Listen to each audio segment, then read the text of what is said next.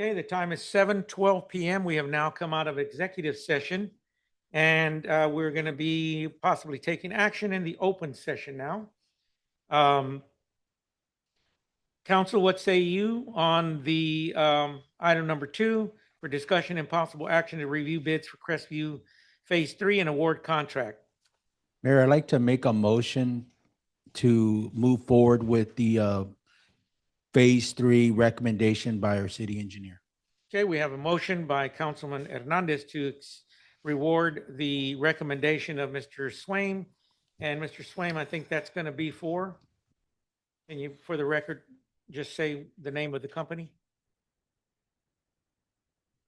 Earl Jones. Or R.L. Jones. Okay. All right. Do we have a second to that motion? Councilwoman Weaver has seconded that motion. And now call for any further discussion. Okay, no further discussion from the council. Let's go ahead and call for the vote. All in favor?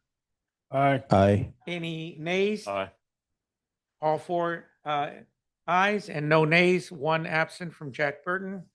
Motion carries. Thank you, council.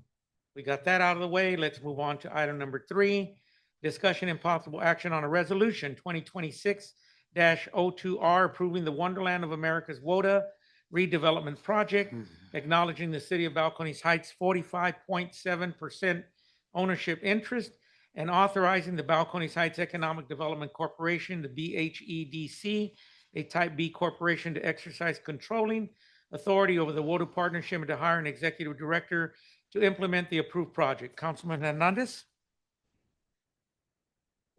No, remember, you can't go to the podium. Yeah, you have to do it from your... That's all right.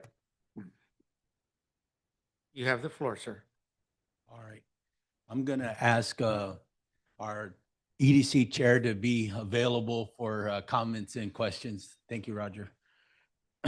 So I just want to, I have some stuff prepared here. It says the approval would approve the Wonderland of America's development project as authorized by the Balcones Heights EDC project for the period January 2026 through December 2029. It will formally acknowledge the city of Balcones Heights' 45.7% ownership interest in Wonderland of the Americas and affirm that this ownership interest supports an enhanced governance and management role for the BHEDC in the WODA partnership. It will designate to the BHEDC as the city's lead and controlling entities for purposes of negotiating, managing, and implementing all redevelopment-related partnership agreements, operating agreements, development agreements, and related instruments associated with WODA, consistent with applicable law and the city's ownership interest. It would further authorize the BHEDC to exercise project-level control over WODA, redevelopment, strategy, partner engagement, financing, coordination, and implementation actions necessary to advance the project, subject to the statutory requirements and city council approval where required by law. Authorize the BHEDC board to hire, evaluate, and if necessary, terminate an executive director who shall be responsible for day-to-day management, negotiation, and implementation of WODA redevelopment project under the BHEDC approved initiatives consistent with authority granted by this resolution. Expressly state that the BHEDC does not have authority to financially bind the city of Balcones Heights, and that no action, agreement, contract, debt, guarantee, or financial obligation purporting to bind the city shall be valid unless expressly authorized in writing by the city council through separate action, resolution, or agreement executed by the city. I just want to elaborate on that last part because I know I've been reading a lot. Essentially, what we're saying is that they don't have any finance control, right? So if anything that requires a loan or any, monies, that has to come back to the council.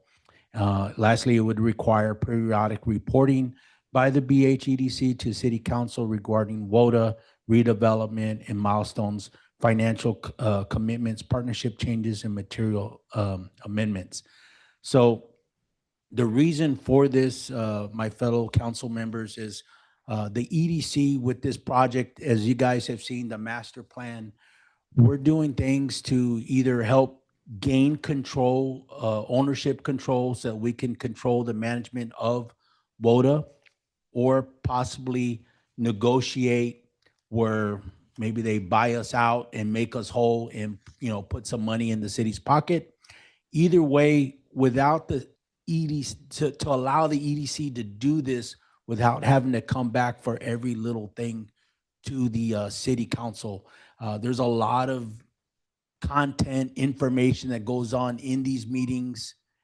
And in our EDC board is all volunteer council. And so, I don't want to discourage them from having to keep coming back to the board, to our board, with little questions. But Roger, if you want to expand on that, because I think- Roger's the chair. Yeah, absolutely. Thank you, Mayor and Council. I think Mr. Hernandez has presented it and everything very accurately. What we have to, and perhaps in the initial stages of putting up the guardrails that we all, I think, agreed were necessary with this transaction, we probably didn't contemplate that actually what would have to happen is a series of transactions to get to the place where we need to be. And so the EDC, it's really essentially recognizing what we already has already been decided by the council, which is the EDC is the 45.7% holder. It's just that you're also bound to the note. You're the guarantor for the note. But we wanted to make this sort of abundantly clear that during this period that there'll probably be a lot of discussion, and the negotiations are moving in a direction where we might see a decoupling of the relationship over a period of time, as opposed to just a clean break, right? And so that's going to take time. It's going to take effort on both parties to be able to sort of negotiate those things throughout the next 3 years. Critically, though, I think you do bring something up that's important, that this does not expand the EDC's authority to bind the city financially. All expenditures, contractual obligations, debt instruments, or guarantees that would obligate the city remain subject to separate city council approval. But the EDC can, and it is actually probably the goal, that the EDC actually becomes self-sustaining. So unless we're coming back for some sort of guarantee or loan or whatever, the EDC, the goal of the EDC eventually is to be self-sustaining, and actually perhaps even a source of revenue for the city. But this is going to be a transitional period of several years. I want to add one other thing too. Roger pointed this out to me previously, is that Maria is the executive director of our EDC. And then both Johnny and I are, of course, on the EDC council as well. So we have representation there. Really what we're looking for is to give them the authority to proceed through this project so that they can make those decisions without having to come back to city council for every little thing. So my recommendation is to approve let me see, Resolution. the resolution. So that's what I have to say. Thank you. Thank you, Councilman Hernandez. Do we have any other questions? Mr. Sellers? My only concern is that you have not stipulated or put a limit on the dollar amount that you can apply for a grant or loan or borrow. I mean, from what you There say, is from what no I'm hearing. monetary control. They can't make that decision. Anything that's monetary, financial, The city council has to make those decisions. Well, I'll just, Now, any revenue that the EDC generates, they have autonomy over. Any money that that comes from the city, essentially the limit is zero but you're asking for. from the city. permission to get finance without going to the council. You mind if he- That's what I understood. you mind if he interjects?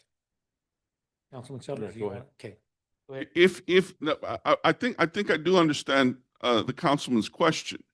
And if the EDC has its own credit rating, for example, no, it would not need to come back to the council for that. However, if it's something where the city of Balcones Heights is financially responsible as a guarantor, as anything like that, it absolutely requires council approval. Yeah. Did that answer your question? That semi-answers the question. David, I'm going to read what I had written down here. It says, this does not, Balcones Heights EDC does not have authority to financially bind the city of Balcones Heights, and that no action, agreement, contract, debt, guarantee, or financial obligation purporting to bind the city shall be valid unless expressly authorized in writing by the city council through a separate action, resolution, or agreement executed to the city. So what Roger was saying a second ago is if the EDC generates its own revenue and they have a budget, they already have control of that. We don't need to vote on that. They already can do. Now, right now, they don't have anything there. All the funds have been coming from the city of Balcones Heights. And so this proposed authority to give to them is so that they can make these decisions on how to move forward and transition and negotiate with the current ownership without having to keep coming back to the city council. It has nothing to, I'm going to say, additional finances from the city without our authority or approval. All right, may I respond to Yes, that? go right ahead, sir. So when you're talking about hire an executive director, what is the dollar amount on that? I'm sorry, whatever the EDC sets it at. Okay. Yeah, and that's probably what I was trying to get across is whatever the EDC sets it at, does that come before the council? Not if they're not coming to you for money. Mhm. Go right ahead. Okay, may I elaborate? So what we're talking about, David, is that if the EDC gains ownership control, that's a whole other budget that WODA has. That's the money from WODA that would be used to hire a managing, I'm going to say member, or not a managing member, but hire management. Currently, that manager is Sid Weiss, right? So that money that Sid is getting paid from WODA. So we're giving them the authority to control WODA, right? But they're not coming to us for any new money without express So approval. you're telling me that the executive director that you want to hire, that salary is not coming from Balcony Heights? That's correct. All right, thank you. Okay, do we have a second to Councilman Hernandez's motion? I second it. Okay, do we have any further discussion on the matter? Okay, let's go ahead and call for the vote. All in favor? Aye. Okay, we have all ayes. Do we have any nays? Motion carries 4-0, one absent with Jack Burton. Thank you. All right, thank you very much. Thank you for the explanation and everyone's input. I don't need to read the resolution's language into the record, right? Okay. All righty. Let's go to item number 4, discuss and take possible action application for Planning and Zoning Commission, Mark Davila and Kip Torres. Mr. Joe Bravo, City Secretary. Yes, we have Mark Davila here. Do you want to speak?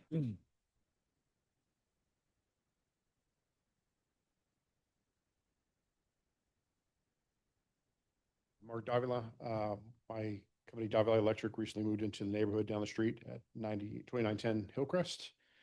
I have put an application to be on the planning and zoning. I feel that us being more involved in the city could only benefit everyone involved. I served a number of years on the city of San Antonio's electoral advisory board before it was dissolved. It became the super board or whatever they ended up calling it. So that's, I'd like to serve on the board.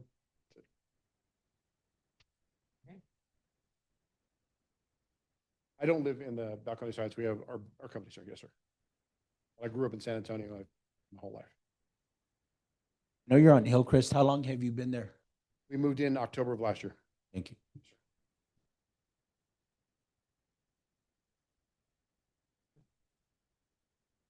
Okay. Mr. Davila, your address there in the business is 2910 Hillcrest, Yes, sir. and then you reside in San Antonio, I correct? do. Yes, sir.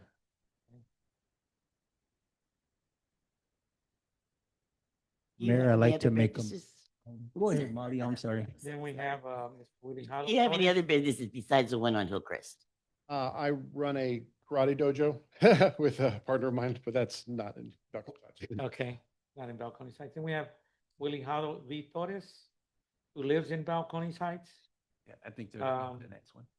been a lifelong resident, 246 Shady View. Looks like he is a former planning and zoning chairman. Worked for city council in the city of San Antonio as a PIO. He's got a master's degree in communications, director of technology and event technology. Mayor, may I be recognized? Yes, sir, Mr. Hernandez. So in last month's council meeting, when we voted, we essentially, to make things, how should I say, right with the new Texas laws Yes, sir. regarding planning, zoning, and Board of Adjustments, essentially, we're no longer on the board. So that puts some additional vacancies. So I know Tracy and I, we're on two different boards there. And Okay. I don't know if you were still on Board of Adjustments, Mr. Sellers, or not, but we do have some vacancies. So I would like to make a motion to approve Mark Davila and Kip Torres for the application of Planning and Zoning Commission. Well, Okay. point of order to make, Point of order, okay? on one of our last meetings, we had a candidate on the Board of Adjustments Appeals that we denied because he was owner of a company. What was that? That was Mr. No, Davila. we denied him. For the Board of Adjustments, there was different criteria for planning and zoning. So we recommended that he would apply for this Thank you for position. clarifying that. Yes, sir. With that clarified, I want to second that. Okay, we have a second to the motion by Mr. Sellers. Let's go ahead and call the vote. Do we have any further discussion? Okay, I'll go ahead and call for the vote. All in favor? Aye. Aye. Any nays? Okay, motion carries. Congratulations, Mr. Davila and Mr. Kip Torres.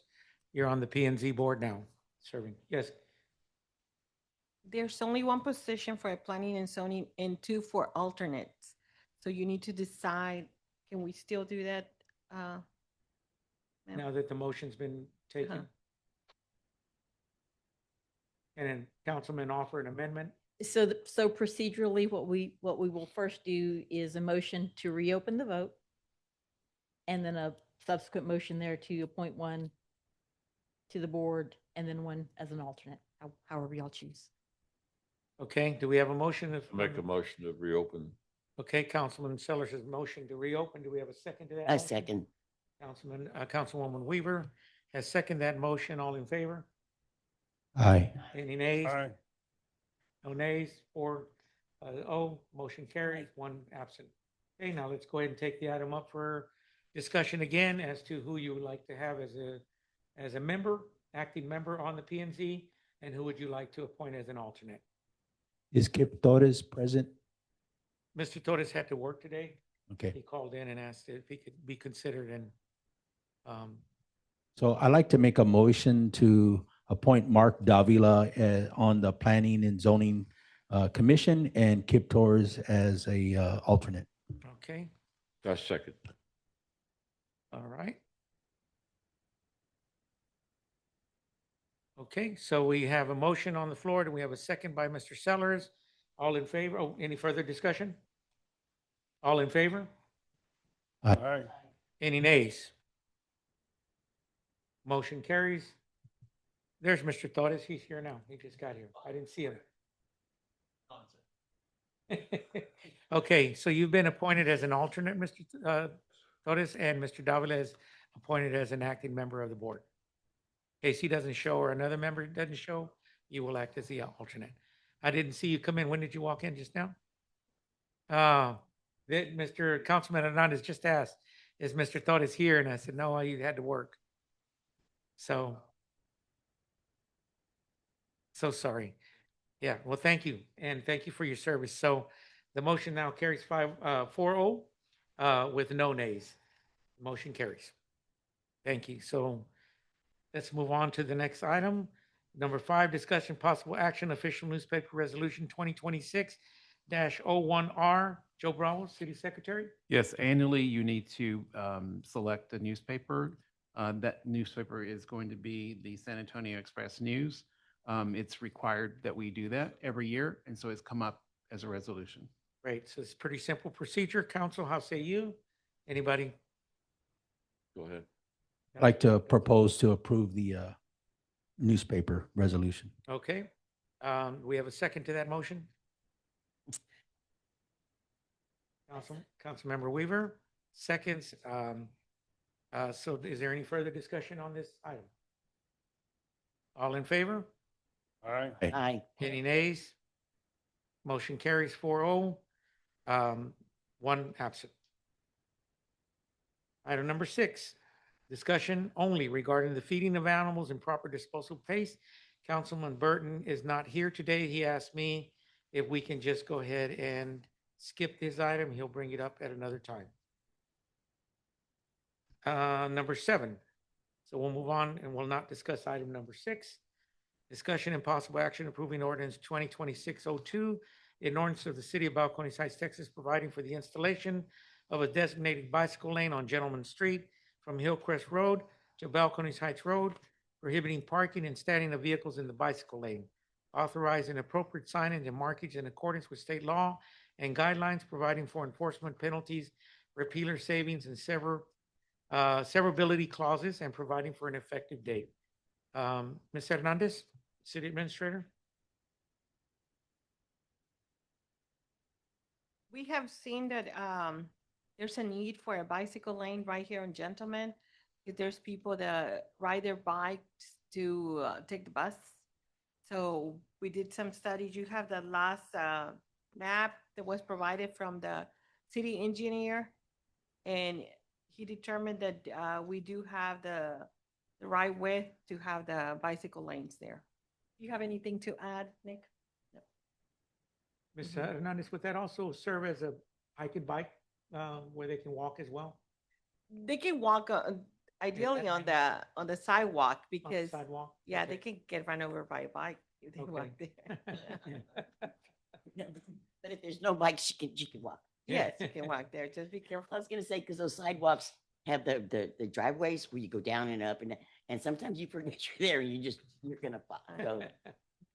All right, how does the council say on this item? Mayor, may I be recognized? You sure can, Mr. Hernandez. Do we have cost for this, Maria? Excuse me? What the cost would be? Do you know how much it is? It's just for the paint and striping, right, of the. Yeah, it's just gonna be painted striping. There is gonna be some signage. I would estimate a couple thousand. But that's with our public works doing the work. If we were to contract this out, it'd probably be raised a little more. There are requirements where we need to have signage. I believe it's every 500 feet, linear feet. So we're gonna have our public works do it? Do the, with the Okay. signs, and the city engineer did the drawing, so we're just gonna have to cover his expense, but it's like $2,000 on that. Okay, I'd like to address the council regarding the bike lanes. I can tell you that, with WODA in some of the master developments that we looked at as far as bringing in new business and bringing in new residents. Part of the problem is that our average annual revenue is pretty low here in Balcones Heights. And so to bring that number up, we have to do things that's going to attract, I'm going to say, more higher earning families in our community. And having bike lanes would be one of those things that would attract new families. I can tell you this, that it sounds something simple, but it's really big. If you look at some of the, I'm going to say, bigger communities that are thriving, not only do they have bicycle lanes and, walking paths, but they also have local businesses that they can walk up to from where they live. They don't have to drive up to Fredericksburg Road. And so I think that this is a great start moving in that direction, especially if it's going to be at a minimal cost. So that's all I have to say. Thank you. Great, thank you, Councilman Mayor. Hernandez. Councilman Sellers? I'm in agreement with you, Councilman Hernandez. However, I would like to know if any time in the future we have scheduled Hillcrest, Gentleman Road for repavement, like we're doing Crestview and No, we don't have gentlemen scheduled in the next upcoming years for any repavement or reconstruction projects. I mean, it would be ideal to do that bike lane at that time. But if we don't have that scheduled in the future, then it's kind of hard to visualize a turning lane and a bike lane on Gentleman Road, just not really wide enough there. Okay, any other discussion? Any other comments? Is it just Gentleman Road, not Hillcrest or Just Gentleman- Balcony? Gentleman. or- But part of the Hillcrest reconstruction is going to have a shared use path.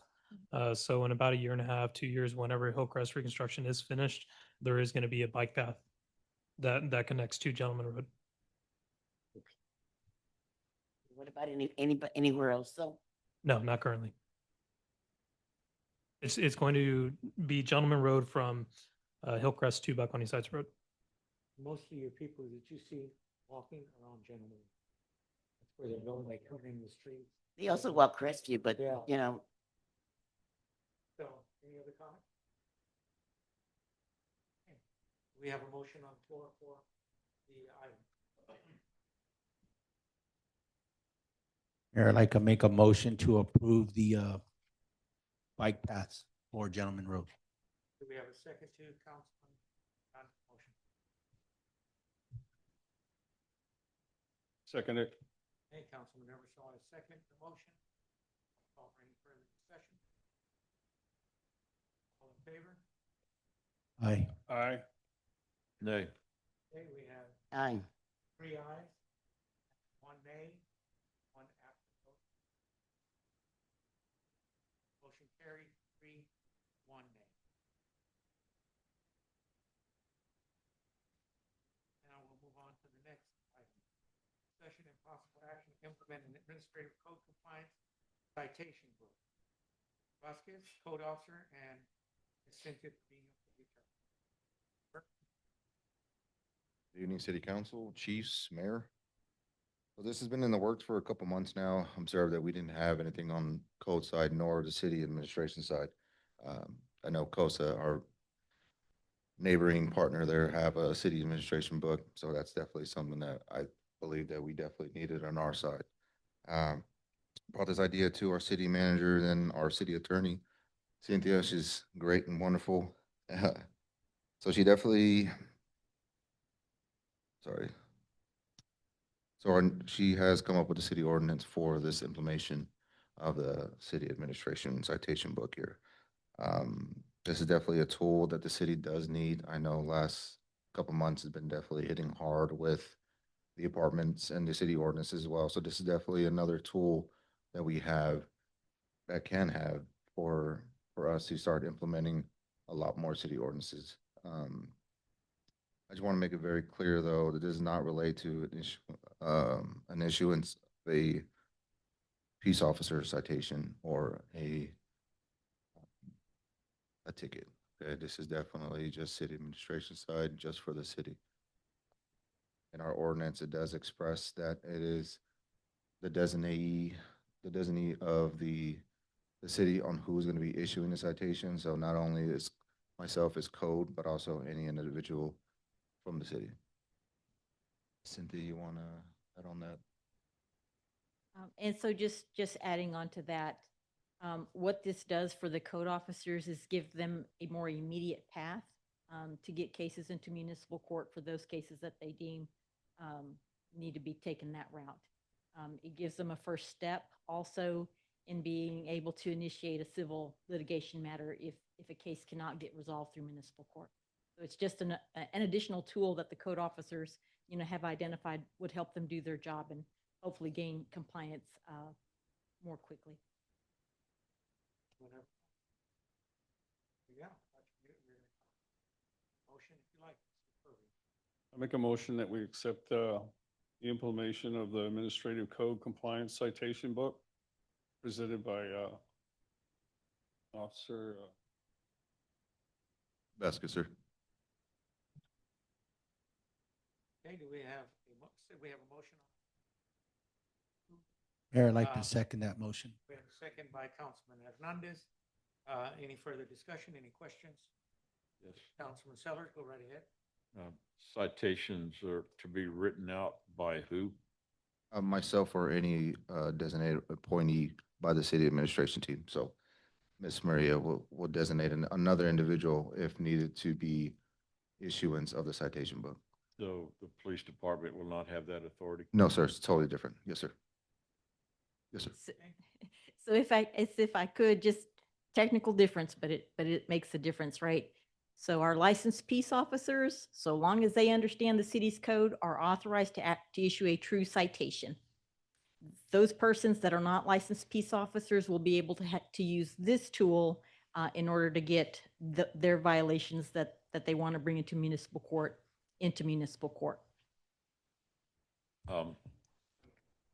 Besides our code compliance personnel, We have. do we have any other? Yes, sir. We have Yeah. written into the ordinance, the ones immediately identified are going to be the code enforcement officer, building official, any health inspector, fire inspector, animal control officer, or any of those designees as indicated either through city council or the city administrator. and So who does- anyone designated to enforce city ordinances would have this tool available to them. Are those already authorized to do so, or do they have to take additional classes for that? So for those persons that are health inspectors, fire inspectors, or animal control officers, they are authorized to use this tool. Our code enforcement officer is the only one that could legally issue a penal code violation in addition to this citation. And who defines the amount of the fine? That Where is set by state law. So the fines are set by state law. So under the local government code, $500 for normal everyday code enforcement, up to $2,000 for those things that are deemed public safety or zoning violations. Okay, And the I'll ask- municipal court, the judge is the one that imposes fines and penalties. Yeah, I would just like under the codes that we have for residential or commercial that are subject to a fine for violation, do we have a written paper, with the fines posted for this violation or that violation, or? Yes, sir, it does in our city code. So it does go, Can we do something like that? it's already in our city ordinance, sir. So. Yeah, I as would far like to as- review that later on. Yeah, thank you. Okay. Okay, yes, sir. Mayor, may I be recognized? I have a question. So this book, who's going to write the book? So I got with already, as far as writing, what do you mean by that, sir? Because you're wanting to implement a code compliance book for our city. So is this something that's a resource we already have, or who's gonna put it together? So COSA already has a city administrative citation book. I kind Oh, of mimicked that already. Gotcha. I got with our vendor Eagle Print, and that's already in the works as well. Gotcha. Okay, so this is gonna be relatively quick. It's not gonna take a long time. Oh, relatively quick, sir. Yes, sir. Thank you. Oh, any other comments before we close out? Just say, it's just a book that we're gonna be able to fill out and give them a receipt, and say you owe us that much money. Yes, sir, that's exactly it. That you're cited. That's it. It just gives them a tool to actually hold somebody accountable besides just coming up and say you got an issue. All right, any further questions? So we have a motion already made by Councilman Eversole. We have a second by Councilman Hernandez. Let's go ahead and call the vote. All in favor? Aye. Aye. Any nays? Okay, all ayes. We have 4-0, one absent with Mr. Burt. Motion carries. City Council, Mayor. Thank you very much. All right, item number 9, discussion and possible action to decide on future funding for community development block grant, CDBG, for community park. Ms. Hernandez, our city administrator, Mr. Parque, from Community Development and Community Development. We need to, the council needs to be thinking about what kind of grant we need, what kind of project we need to have for the next CBDG grant. And this is something provided by the county. One of the items that we saw that we can use this money is to upgrade the park, to fix things that we need to fix in there. I know that. I'm ready. Oh, okay. Okay, I know that there's a lot of items that we need to fix, and Nick looked into the CBDG grant, and this is something that we can use the money for. And usually it's a 80-20 match, meaning that the CBDG grant pays for 80% of the project, and the city pays 20%. Mayor? Any, go ahead, Councilman. Okay. You're I think, offering a motion. these gentlemen here had an excellent idea, and we've got some pictures here about using the park for volleyball and redoing the basketball. And we also need the area where the kids do their roller things. That's pitiful. That's got to be redone. But I also want to recommend the bathrooms, okay? If y'all have ever seen them, you don't want to go in them. And my idea, I know that some of y'all have been in Balcony Heights long enough to remember Miss Wynn's house that used to be over there by the park. Okay, that area right there has already got a sewage line and water lines. And it would be a great idea to put a nice restroom there. Okay, and just either have 2 restrooms or do away with that outhouse that we have. We need a really nice restroom there. If we're going to start dumping money into the park, we've got the trees. They're supposed to be coming in this week, Nick. Yeah, they start tomorrow. All right. So we've got the trees started finally. All right. And we've got some excellent ideas from these gentlemen over here. I like their ideas, but to add to that was that asphalting the jump thing and the restrooms. And if we could do that, if y'all are on board with that, I'm on board with it. Let's go from there. Would you have a motion for actual action to decide on future funding? Do that? Make a motion for that? I make a motion to fund it. Okay. CDBG. Do it. You want me I to second read it. that? Okay, who wants to second that? I second it. Weaver? Second. I'll call any further discussion on it. All in favor? Aye. All right. Any nays? Motion carries 4-0 and no nays. Okay, so now let's move on now to, would anyone consider you want to take a 5-minute break, everyone? Go to the restroom, everybody okay? Want to continue going? Okay, let's go ahead and go. All right, item number 10, discussion and possible action to approve resolute, reread that. Discussion and possible action to approve. Oh, it's written wrong. Approve resolution 2026-03R regarding the AACOG, which is ACOG 2026 Regional Grant Program, application 5764101, Police Department. Chief Cavazos, you have the floor, sir.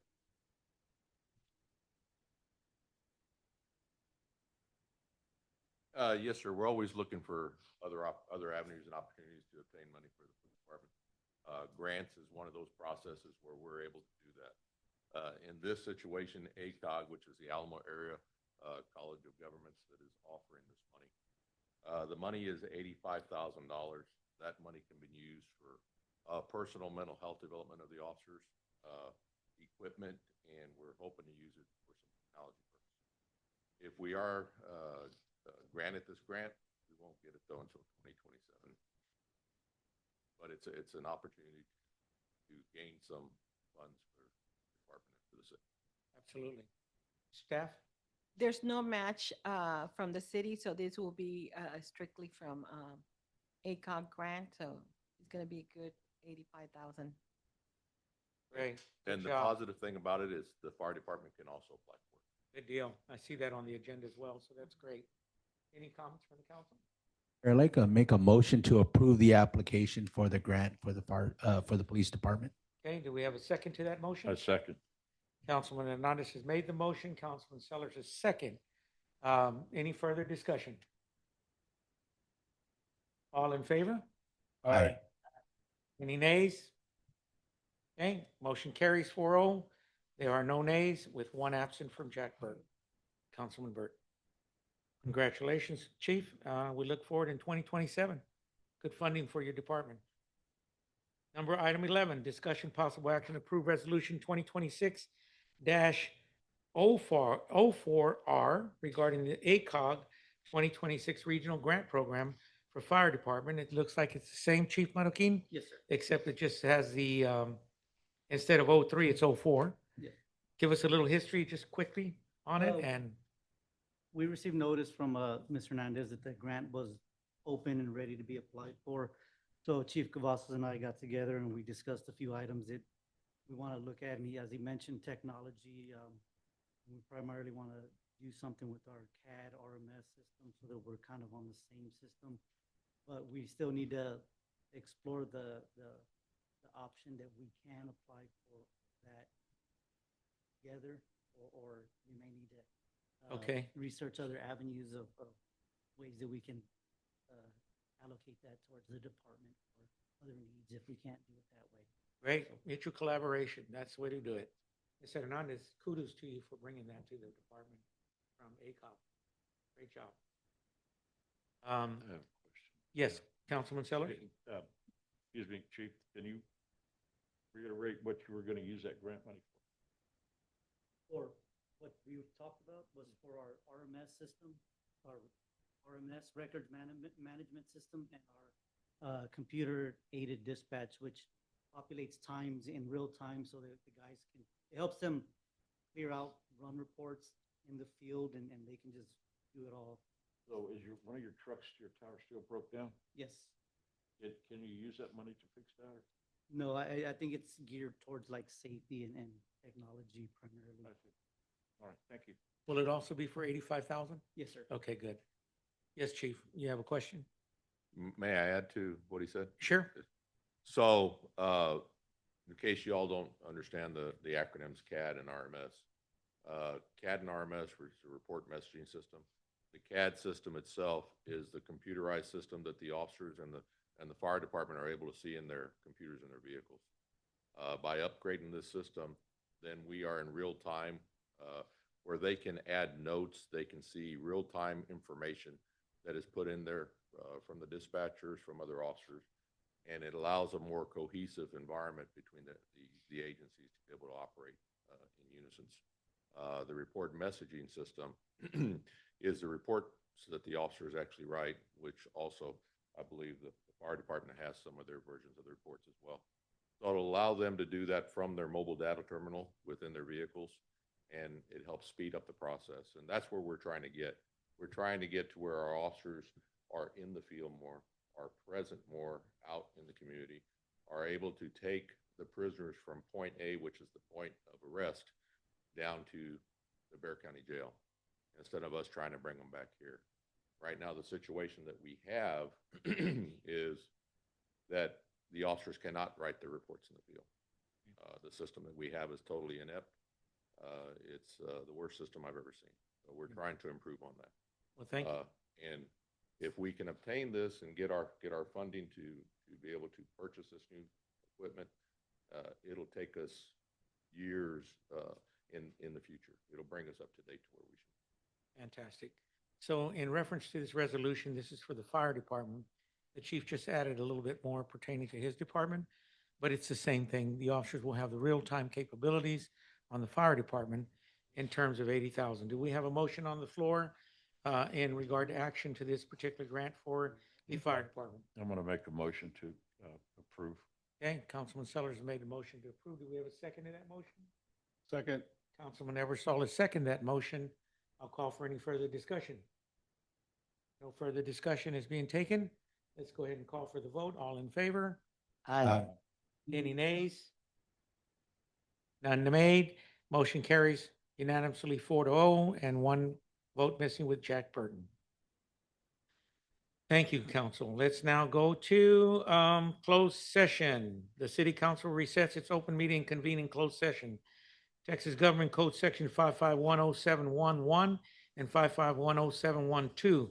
Consultation with attorney regarding update on investigation conducted by the Texas Rangers and matters related thereto. So it will be just the attorney, the council, and that will be it. No one else. No. Yes, the time is going to be right now 7:59 p.m. We're going to executive session from open session.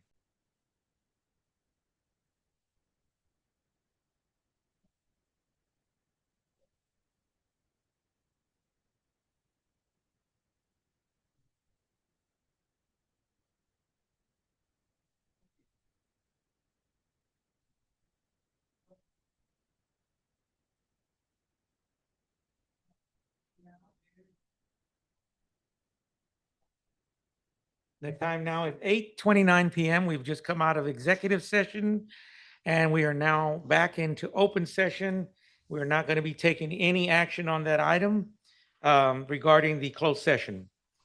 So we are now moving into, we're going to move into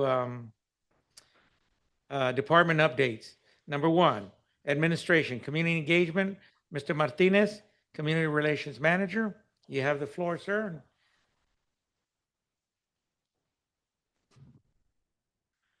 All right. Okay, good evening, Mayor and Council. Today, I will be providing a department update to highlight the work that the Community Relations Department has been doing in the past 4 months to better serve our residents.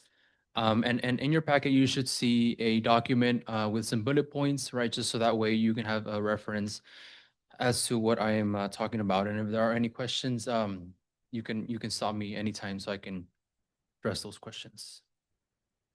So through numerous successful community events, we have helped rebuild connections between city government and the public while also strengthening professionalism, credibility, and trust within our community.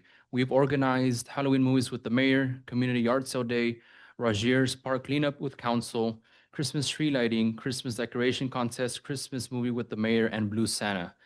One notable event was Halloween movies with the mayor, which attracted between 80 and 100 residents. This was an impressive turnout for the event because it was the first event of its kind in recent years, and it was the first community event held under my leadership of the Community Relations Department. So that was a big success right away.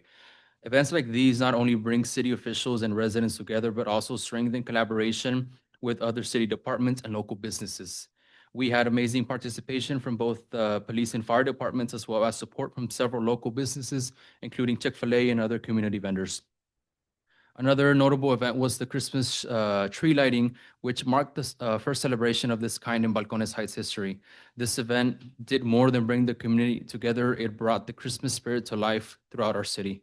The festive atmosphere was visible both inside and outside the city hall, thanks to the hard work and creativity of our municipal court, public works, code enforcement, fire department, and the offices of the city manager and city secretary. Without their support and collaboration, we wouldn't have been able to celebrate Christmas the way it's never been done so in Balcones Heights. When it comes to city organized events. A key tool in ensuring successful community events has been Eventbrite, which is a platform that allows residents to easily register for events, receive updates, and stay informed, while also helping the city track attendance and plan more efficiently. This system enables us to accurately estimate attendance and purchase only the necessary amount of food, drinks, and supplies, helping the department remain cost-effective and fiscally responsible. Having mentioned cost efficiency, the Community Relations Department plans to invest in the equipment needed to host movie nights in-house without relying on outside vendors.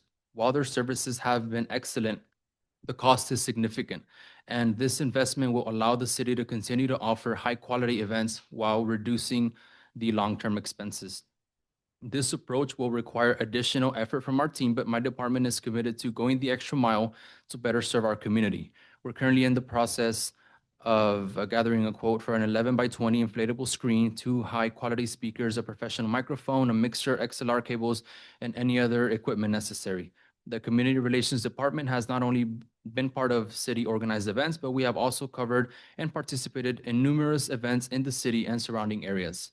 These events include BHPD St. Gregory Catholic School Active Shooter Drill, National Night Out, Wonderland Kings of Horror Festival, Methodist Texan Hospital 15-year anniversary celebration, BHPD Shop with a Cop at Target, and the Edison High School visit to the Balcones Heights Fire Department.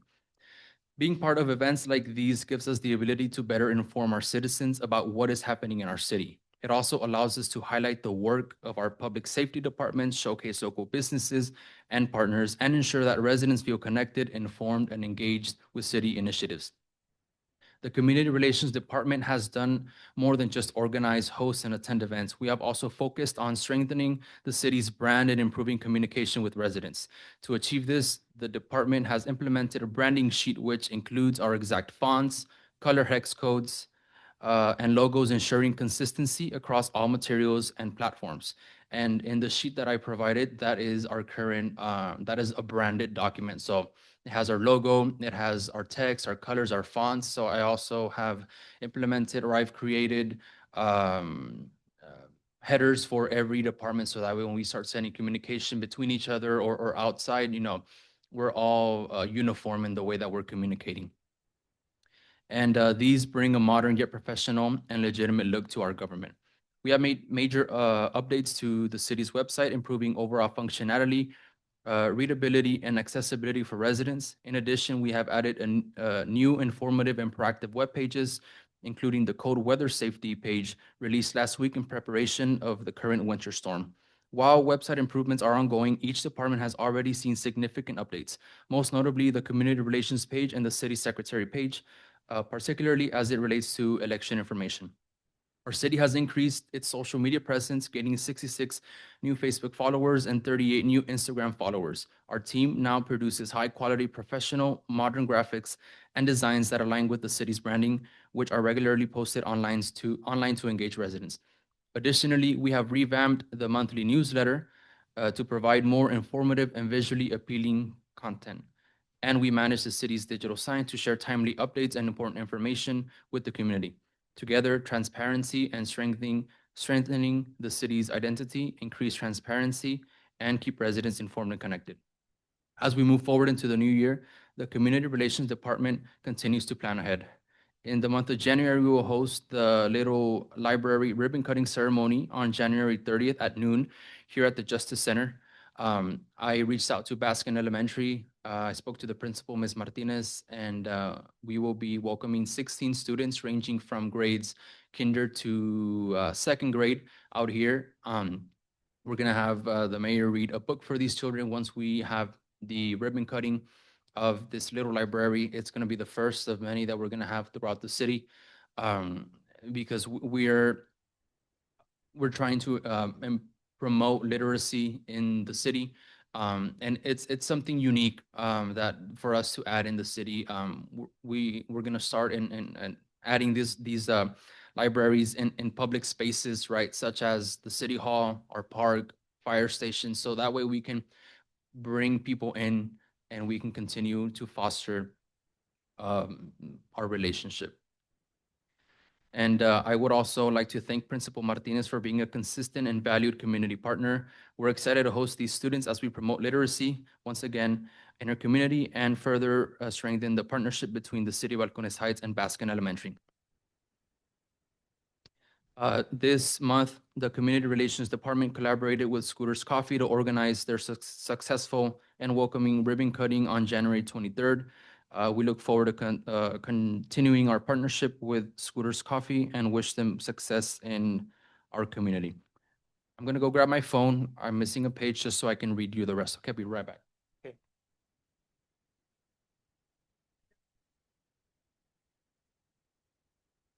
Okay, I stole this from Joe really quick. So, yes, so February, we're gonna have heart health classes. I've partnered with Texas A&M AgriLife Extension. These classes is 3 classes, right? That's the full course. So that way we can provide just education, right, for our residents, for any, city staff. Since Valentine's Day is, in February, I thought it'd be nice having something heart related in our community, right? So we will be having that February 5th, 12th, and 26th at 5 p.m. It is it's on Thursdays, I believe, and we moved it to 5. They usually do it in the mornings, but we want to be more accessible and be able to reach, right, not just maybe the elderly or retired who may be at home during the day, but we want to reach out to parents and students once they're out of work and out of school. We were also planning the rock painting event for this Saturday at 10 a.m., but it's going to be 35 degrees, so we have postponed it. We'll have it in February. The date and time will be, it's TBD for now, but I'll let you know as soon as possible once I have that information. We're also going to have here at the City Hall, we're going to have a Valentine's Day celebration on February 13th. We're going to have some mariachis come play for our citizens. We're gonna have some light snacks, some light food. We're gonna have some loteria, right? Just so that way we can have a small celebration. We didn't want to make it on Valentine's Day because people are busy. We don't want to get in the way of people being able to be with their significant other. But we still want to have some events here in the community. For March, we have a walk and talk course. This is also with AgriLife Extension. It's March 5th, 12th, 19th, and 26th. I believe the time is 5 p.m. as well at Rogers Park. This is a bit more interactive, right, in comparison to the heart health. A course is here.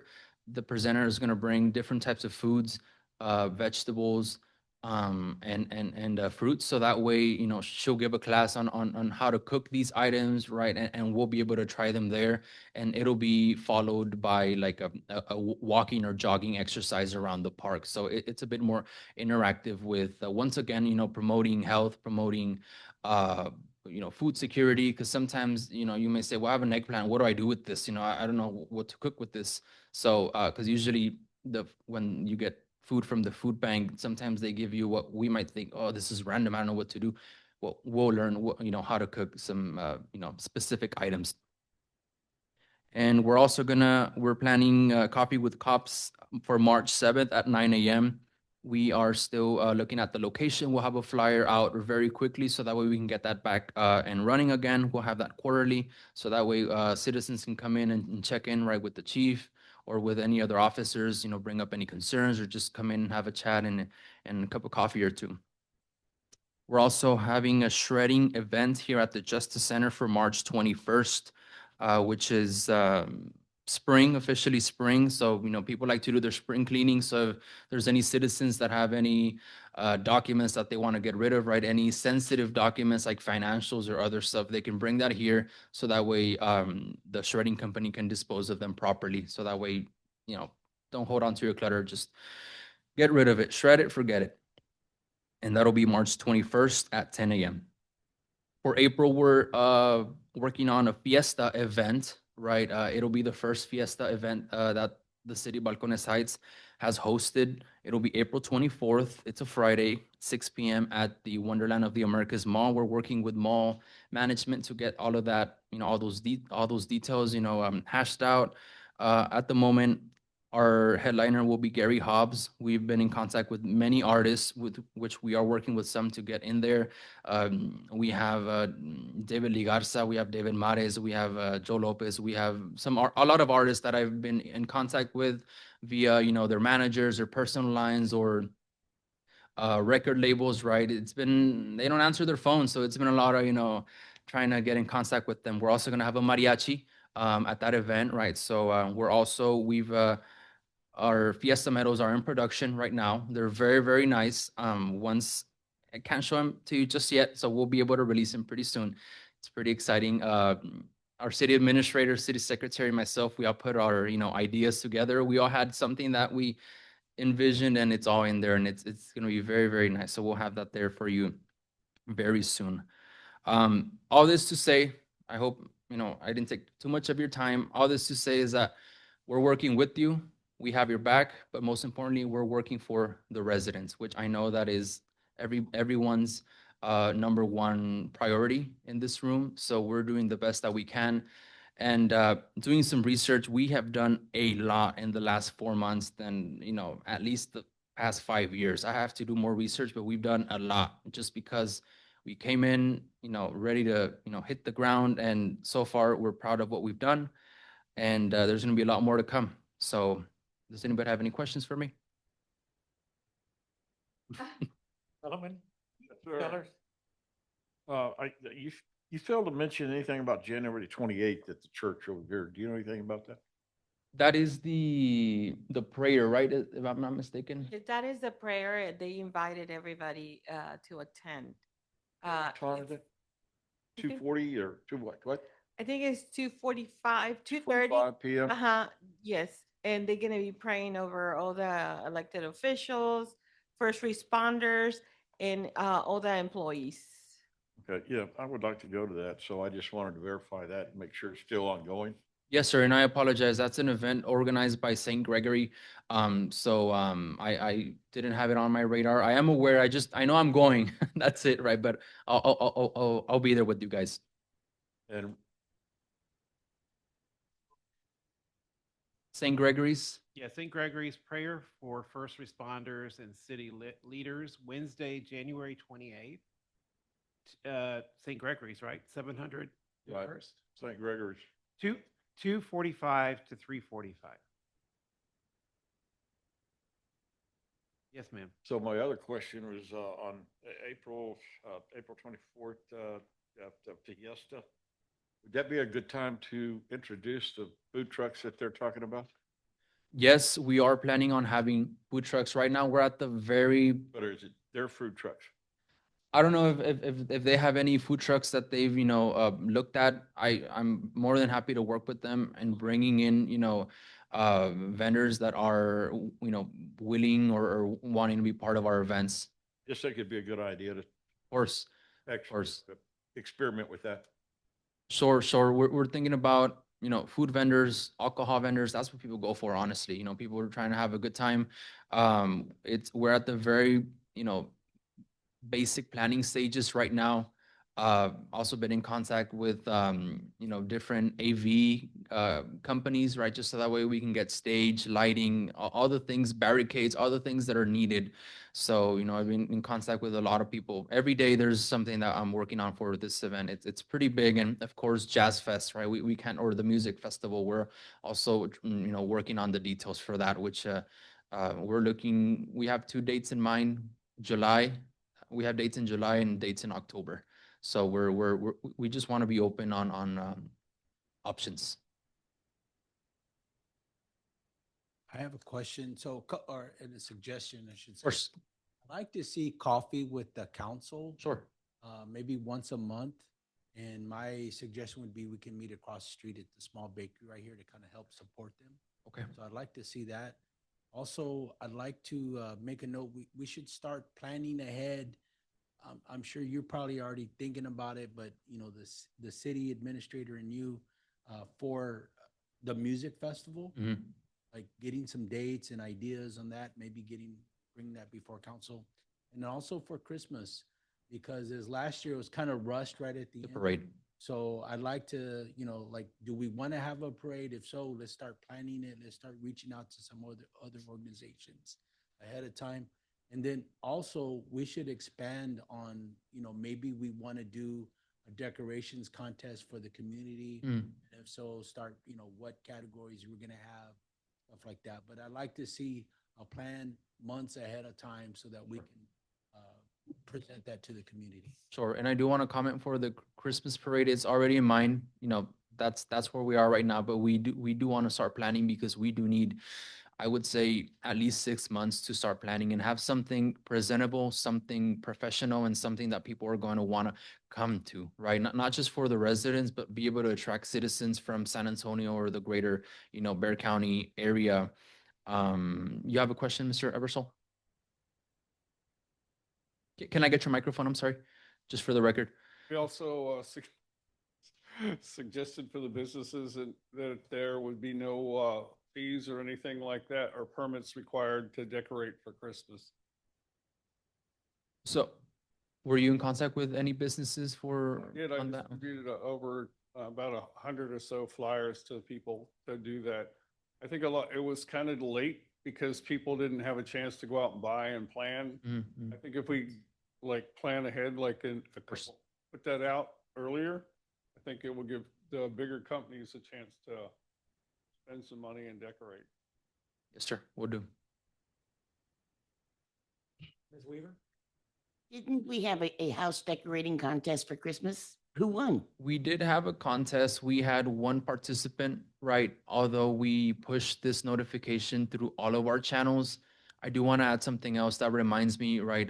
We, just like any other of our events, it was on Eventbrite, it was on Facebook, on Instagram, it was it was on the sign, it was also in the newsletter multiple times. So we only had one person participate. We're not too sure if it was because we were charging, but the reason that we were charging is just to get the prize out of there, right? So we had one person participate, so they are the winner. But what I was going to say, it was a house decorating program. It was a contest, right? We Okay, had but you had to register. They didn't know if they had to register. I'm sure I saw a lot of houses decorated. I did So too. there wasn't just one. That's right. I agree. I did too, but only one person registered, right? We did, think about it. So You went by registration. You didn't go by decoration. that's right. But to Bad be able boy. to qualify, they had to register, right? Because that way we can keep track of, who's doing what, and okay, we have the addresses here. We can go and see the houses, right? And be able to publish them on Facebook.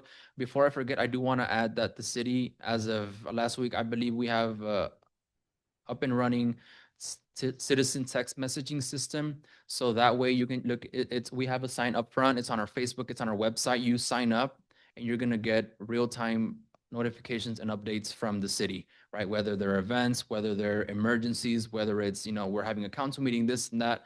So be sure to sign up so that way you're also up to date. I know I always put, flyers and stuff in your mailboxes, but so that way you're always up to date. So that'll be one more avenue. Sure. Yeah. I'll do that for you guys. And that's just one more avenue so that way citizens are up to date with what's going on. Yes, well, first off, I want to commend you for the great work that you've done. I forgot to sir. start with that. I appreciate it. But- Thank you. With what you just said, and you listed all these different sources, my recommendation to the city is that you guys put a letter in the mail, the US mail, to all the residents with all these resources so that they can know how they can connect with the city. Because even though you're putting it all out there, I still think that most of the residents are probably disconnected. So the only way to really reach them would be at their address. And, I do want to point something out is that from what I've seen on social media, which this is, public, anybody can see, there wasn't a lot of, and this is just general, there wasn't, a lot of outreach engagement. So citizens might not be used to this. They might be like, they're just on me, or, but they'll start getting used to this communication that we're going to have open.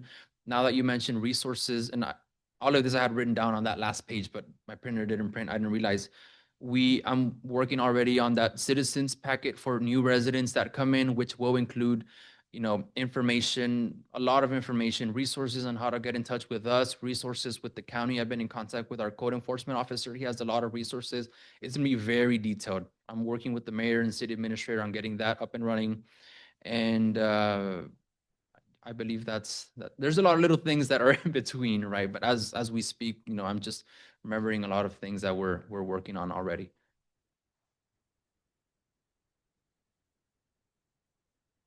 I sat down and talked about these things. I did bring up the fact that mailing is one of the things that he can do to notify, and that's a great idea you had. And the other thing was Maria and I went and met with mailing, the actual alcohol printing mailing source that we use. And we have streamlined it with help from staff. My last communication, I think Public Works, somebody helped, and we streamlined a lot of addresses that the newsletter was going to. That really should. And so we streamlined that to have maximum effort in communication. Once the seed is planted, like Roy says, it takes a little bit. We're watering it. We're watering it. It's going to run. And once it takes off, then we'll be off and running. But we got to start somewhere, and we did. We're starting somewhere now. I want to thank all the staff members of the city, everyone working together in collaboration to do these kind of things, because it all benefits the community. And they'll see it. They see it now. It's just a matter of time before they start seeing the police, the fire department. Everybody's upping their game to make this an innovative, up-to-speed city that is moving the needle too. So I'm really proud of all of you. Thank you. All of you. Mayor, may I Yes. wanted to ask you, going back to code compliance. Was it you that I sent the pictures to today? Yes, sir. I forwarded that over to our code enforcement officer, and I believe they got that cleared, if I'm not mistaken. Homeless household furniture in the drainage ditch. So, Yeah, they've been going. They're on it. perhaps I could get your number so I don't go through channel after channel to get to the right person. If I make a suggestion. Yeah. One of the things that's been helping the city move very efficiently is that everything goes through Ms. Hernandez. So rather than go directly to Mr. Yeah. Jeremy or anybody, just give it to Maria, and she will make sure it gets. I probably need to get the right info down because I have your number and that's all I have. Yeah, we'll Yeah. get you information from Maria, and just contact her. We'll funnel everything through her, and that's what I'm doing. All right. Funneling everything directly to her, and she takes care of it. Which I'm happy to help, but yeah, I agree. Okay. Good. I'll take care of that. Great. Thank you, Roy. Very All right. Thank you so much. Let's move on down the agenda real quick. We're going to make some time now. So, Mr. Vasquez, code enforcement. Let's run through yours pretty quickly because you gave us. I'm a gonna quick run it pretty breakdown. quick. I know Roy had a lot of great things. So over the past month, code enforcement has seen a significant increase in activity. We close out the month of December with 44 cases, which is a big rise compared to 11 cases of last year. The increase reflects both growth in the community engagement and our commitment to ensure compliance across the city. Now, our encampment task force, just to touch on it, sir, we did take care of it this morning. I know that it was rain, so it did kind of go along the drainage channel, and we took care of that too. So we're on it, sir. Oh, it was, sir. Yeah, there's mattresses and couches, but we took care of that. Our public works and myself, we're getting our hands dirty, making sure we're taking care of that. This month, the encampment task force has narrowed it to only one specific area, which is their drainage channel. The Wendy's vacant lot is no longer an issue, being that TS Taco Hut is now taking over it. So that's a great thing to see. TS Taco Hut, the Wendy's, sir? Yes, sir. TS Taco Hut is taking over. The task force has demonstrated great progress, reducing numerous hotspots down to, as I stated, to just one this month in December. Additionally, while posting notices and during the abatement process, I distributed sweaters and blankets to our unsheltered neighbors, being that the cold weather is in town now. The I-10 drainage channel, TxDOT is currently repairing the concrete along there, City of San Antonio and City of Balcony Heights. But with that, it resulted in a noticeable increase of individuals coming to our jurisdiction. So we're definitely keeping an eye on that. We drove by today and there was an abundance of trash and debris, which our public works is going to be taking care of that tomorrow, along with the graffiti. As I was stating, Our staff is actively working on determining the best way to address this issue with the graffiti, whether it's TxDOT or within ourselves. I know we're most likely to end up doing it ourselves. We're gonna get some paint and go out there and take care of that graffiti ourselves. We haven't heard anything from TxDOT. The apartment management notice on the upcoming citation book, starting next month, I will be sending out a formal email to all the apartment complex managers just to inform them that a citation book is now in place. Fines will begin to be issued for the properties that are not in compliance and for the cases that exceed the allotted time frame to achieve compliance. We will ensure that everyone is on the same page, that all managers receive the proper notice before any fines are issued. The overall goal is compliance. However, this tool will assist the city to ensure that all city ordinances are upheld. Something that I haven't spoken on before is shopping carts update. For this month's shopping cart update, I would like to report that the city ordinance in place requiring businesses to pick up their shopping carts, we generated approximately $6,700 over the past 5 months. So that goes directly to our city. Not an avenue that you would believe is coming into the city, but our ordinance was set in place, and that's something that I've been implementing. Of course, Public Works and I continue to actively monitor the areas to just ensure the shopping carts are not in the right of way or public streets. So that would be my update. Is there any questions? Taylor, go right ahead. I want a list of all the citations. Oh, Sorry, I think I'm one of them. My oh, studio that's full of furniture. I just don't know where to put it. So it's like, okay, you want me to get rid of it? What do I do with it? I know we're gonna take care of you. You know, so either I'm gonna have a garage sale or I'm gonna put a state sale. Come get it. Just make sure we get a permit, man. What are the $6,700 used for? What account does that go in and what is it used for? So that is above my pay grade, sir. I Yeah. just know that goes into our, It goes to our general fund Okay. to fund everybody's paid role and Would all the would it be equipment. possible to use that to organize and clean the maintenance area? Maybe put a, Yeah. I mentioned before about putting a gate in there because there's a lot of equipment in there. That's what we're working on. We're gonna put a All right, gate, thank you. and they're already organizing the maintenance area.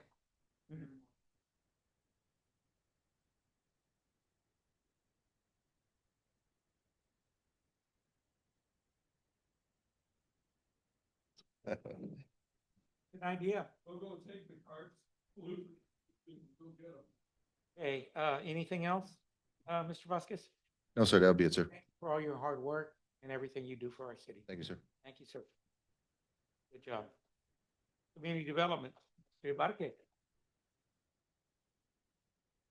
Okay, good evening. Just to quickly go over our updates, street projects, Hillcrest Road reconstruction, design phase is nearing completion. General plans are closer to 90%. We're just still waiting on SAWS to approve their portion of it. We're still looking at anticipated early 2027 start date for construction. Crestview Phase 3, we already discussed tonight, but we're projecting, mid to late February, with the acceptance of R.L. Jones. We'll get our construction meeting here scheduled pretty soon with Bear County and then start moving forward. I'll provide a further update next city council meeting. EPA Brownfields grant, site inventory being still internally reviewed by Terracon. They're nearing the final reviews. They'll send that over to us.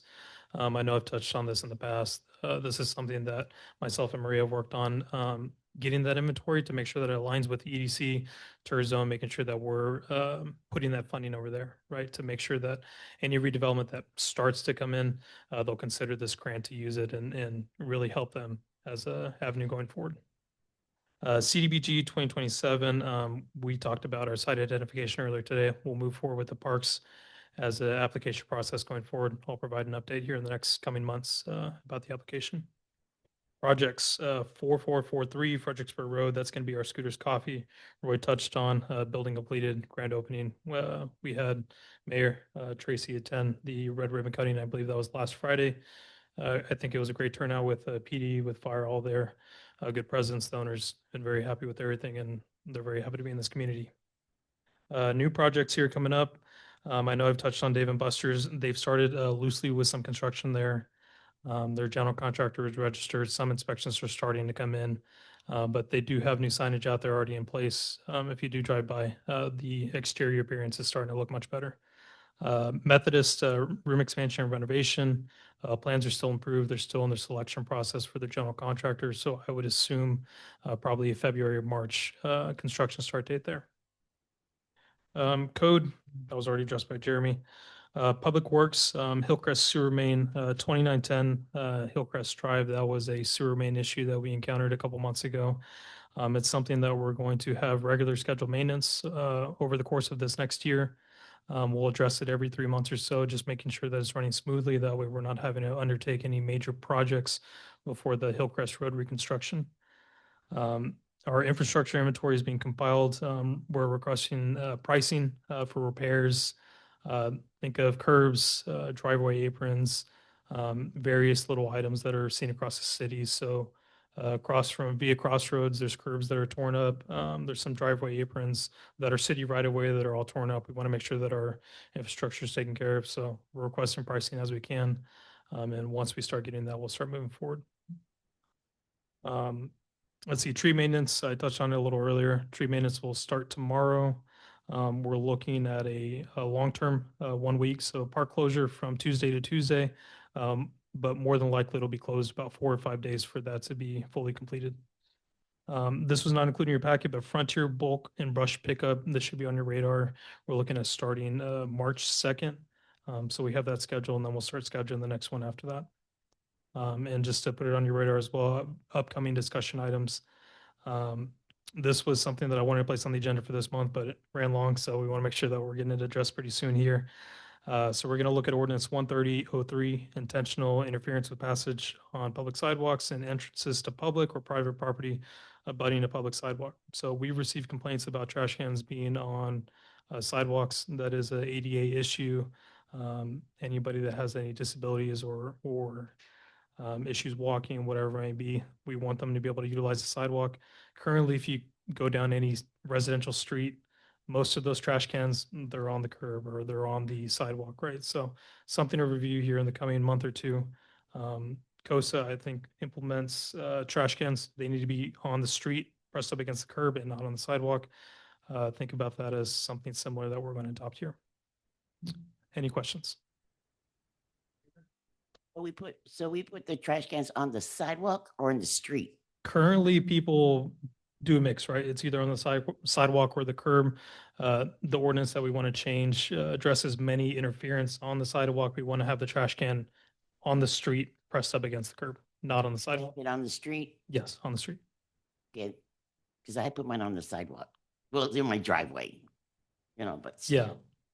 So that would still be I guess, a walking interference, right? Still walking. Yeah. Yeah, Yeah. I cactus all the time. I also want to address permits, code, inspections, payments. Those are all part of your report. So I know you mentioned earlier you want to see a citation, right? We're not issuing citations right now, but for the month of December, all the code cases and all those other items, they're in your report every month. So You get a list of what they are, like they're in there. Yep. Yep. They're by case type, case number. because a lot of people don't have computers, to where they can just look it up on the web, which I know is wrong, they probably do, but I don't. Yeah, yeah. So. Yeah. Hmm? Oh, that report, yes. They're in your report. I know there was a report. I just wanted for my general knowledge. Okay. Okay, not, just for me to make sure I don't. Yeah. Yeah, no. I'm a resident. Email myself or Jeremy and we'll get them printed out. What I have to have, what do I need to do? Yeah. And I mean, a lot of the tenants, I know, my neighbor doesn't know what Yeah. She's always calling me, can I do this? Do I have to do this? All City Hall. Yeah, yeah, So, okay, we get that information out too. absolutely. Thank you. Nick, I just wanted to advise you on our monthly newsletter to put out a reminder about the trash cans on the street, because I see a lot of people still put them on the sidewalk. I know you mentioned it once before, but maybe a second notice would help out. Yeah, absolutely. Yeah, so we're going to plan on doing it probably every month or every other month. It wasn't addressed, I don't believe, in this upcoming newsletter. The past newsletter was. But as soon as we get that ordinance change, we're going to make sure that everybody's up to date and understanding the code change. Roy's duly noted what you just said, so he's on it. May I be recognized? Yes, go right ahead, sir. Really quick, I haven't sent our newsletter because I was waiting for today so I can put, like a summary of today's meeting under city council news, but I'll include that on there, since I haven't sent it out. So perfect timing.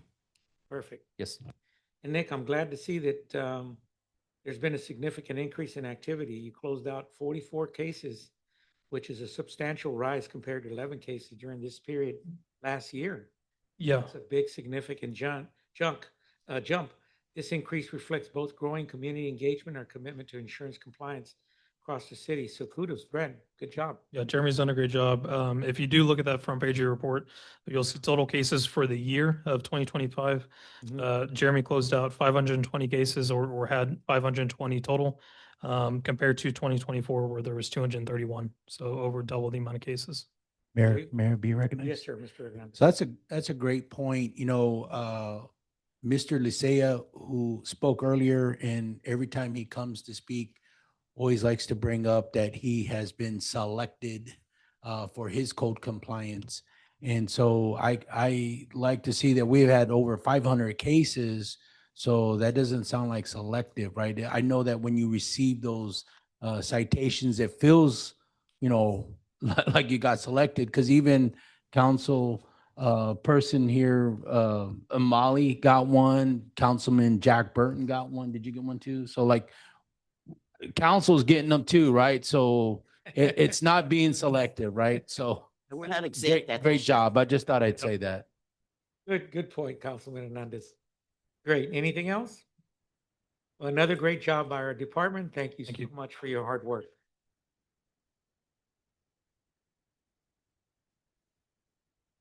Okay, now we will go into the court stats. We have court December stats fiscal year 2023, 2024 versus 2024 and 2025. Mr. Bravo? Yes, You can go through that pretty quickly. Yes, so 2 meetings ago, I think, Councilman, you wanted to see some data. So here's the data. Cases filed and in fiscal year 2024 versus 25. So the top is 24, the bottom is 25.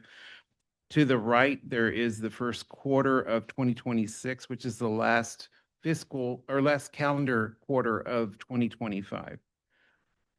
A lot of numbers, but in the corner to the far right at the bottom, it gives you an idea. We did have cases filed from 24 to 25, a decrease by 45%. It's all on one page.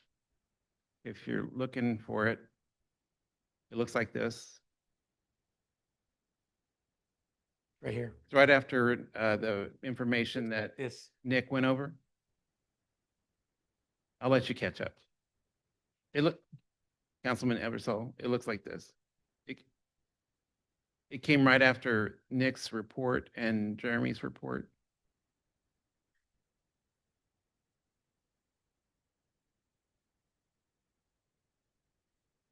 Going to be under court report. But go ahead, Mr. Okay. Bravo. Go right ahead.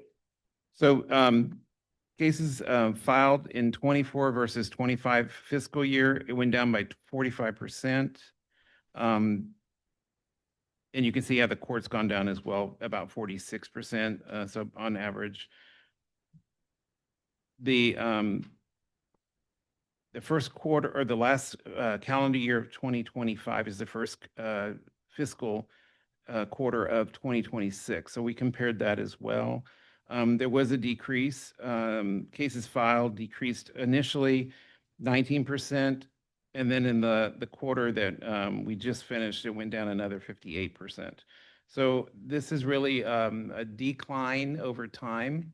But I think we have a solution. My department, as well as the police department, are working on a program that the chief will talk about in a few minutes called Trusted Driver. It is more easily used by all the police staff because it goes on a phone. You'll get more information about that. So there's work to be done here to make sure we get back to some of the 2024 levels that we were at. Let's hear that. Chief? Give us some information as to how we're going to increase these percentages. So as Mr. Bravo said, we are constantly looking for ways to improve on what the police department's doing as well as to benefit the city and the citizens. One of the programs that we have looked into is called Trusted Driver. Trusted Driver is a ticket writing system that many municipalities are going into. The system is implemented as an app on a cell phone. So what we have done is we have engaged in a contract with them. The program is being run by Captain Moore, implementing all the citations into this system so that the officers will have it at their fingertips. Instead of it being just one ticket writer or two ticket writers that the officers pick up and use, it will be on a phone. The phones will be issued to each individual officer. So they'll be held accountable for those phones and the program will be on their phones. So instead of us also having a ticket writer printer, this will all be digital. They'll be given a QR code and can look at their citation digitally, either on their phone, on the website, and are able to also pay for that citation through that service. The implementation is already in process. We are run into one little small snag that has delayed the process, and that is the implementation of the acceptance of the funds through what's called Stripe. Stripe system is a system that's used by many agencies as well as retail merchants to be able to accept credit card payments either by a swipe or over the QR code. So the process, though, is to legitimize the opening of the account, which we have been in negotiations with them because they want social security numbers from somebody or to be able to justify that this account is a real account. So we have been in communication with them and have submitted letters and now have come to a finalized option to which we should finalize this week and get this process going. We're hoping within the next 3 weeks to 4 weeks, we're at the mercy of Stripe to be able to activate that application so that we can get the payment process in place. Without that, the ticket writing system does us no good because we cannot take in monetary funds to be able to pay for the citation fines. Did you have a question, Mr. Ebersol?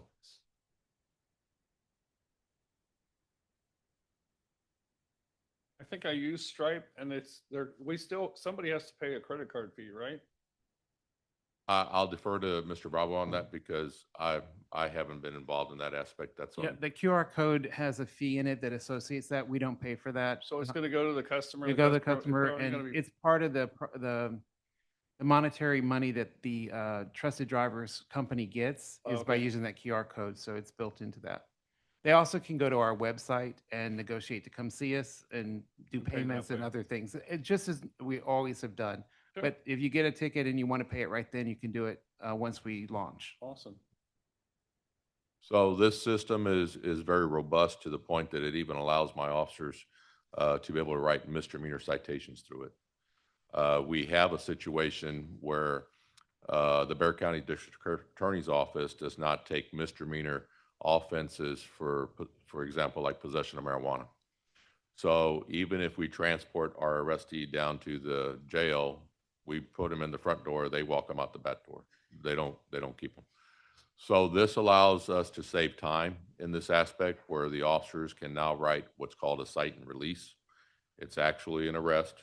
It's a citation, sort of like receiving a ticket, but it's actually a misdemeanor citation for the offense in question, and it frees up the officer's time a lot quicker. So we're adding a lot of different codes into the system. Captain Moore has been diligently working on that, not only for the traffic citations, but as I said, for misdemeanor citations that we are allowed to write these for, which the officers didn't have access to that in the past. The phone system that we are going to implement this is with T-Mobile. So we are leaving Verizon, and in fact, we're saving almost $1,000 a month in doing this by switching over to T-Mobile. And only a few select employees of the city of Balcones Heights had phones. Now, all the police officers will have phones, and several of the city administration as well as council will have those phones. So it was a significant improvement as well as savings for the city of Balcones Heights. Any questions on that? Move on down to the Staccato Ranch Sure. Transition Course. So we are in the process now of starting our transition from the Smith & Wesson M&P to the Staccato weapons that we bought for the officers. We recently had the privilege of going to Staccato Ranch to be trained by their master instructors, which was a very, very nice facility, as well as top-notch training. It's one of the best trainings I've ever been to. So myself, Chief Nelms, and several other select officers, we took down there, and everybody was certified in that weapon. I currently have Chief Nelms and one of my other TCOL instructors taking a firearms instructor class so that we can start implementing this process and getting our officers trained on the new weapon. We don't want to issue that weapon to these officers until we have the ability to train them for liability purposes, so that way we check all the boxes and be sure the department and the city of Balcones Heights is secure for liability purposes. Staccato H&D 4.5, one of the best weapons you can have. Right. So I'd like to applaud the city council, as you were the ones that approved that. When we saved the money on this last budget cycle of all the savings we provided, 60,000 of that, besides the 50,000 for the parks, were allocated for those new weapons for your new police department to have the best of the best. And I'm glad to hear you guys are training to where you're going to get certified. Nobody's being released out there with a gun that they don't have certification in or been efficiently trained with. Yes, sir. And I totally believe in training. The more training the officers have, the better they are. In fact, to that note, the officers since October have had 500 plus hours of training in different aspects of law enforcement. That's Legislative another 50 upgrade. grand that the council approved for you as well, right? Yes, sir. In training. Yes, sir. So, That like the mayor. 120,000 is paying off. Yes, sir. Like the mayor, I do commend y'all for investing in your department. You invest in it and you'll see positive returns. And so Fantastic. we are digitally working on trying to improve the department, bring in new programs. There's so much going on. If I had a couple of days to sit with you all would see what we are doing. But there is a lot of active improvement that is going on within the department. Fantastic. So Department stats, call for December service and arrest. yes, sir. So again, looking back at the previous administration and what implementation of technology they had and how they collected data, it wasn't being done correctly. So we are improving on that. But the stats that you have currently are what was available in the system. And hopefully when we get new systems in place, these stats will be recorded more accurately. So we had to report to the state our profiling data as is mandated by TCOL. And so you all will have the numbers in your packet for the data that was submitted to TCOL for the profiling numbers.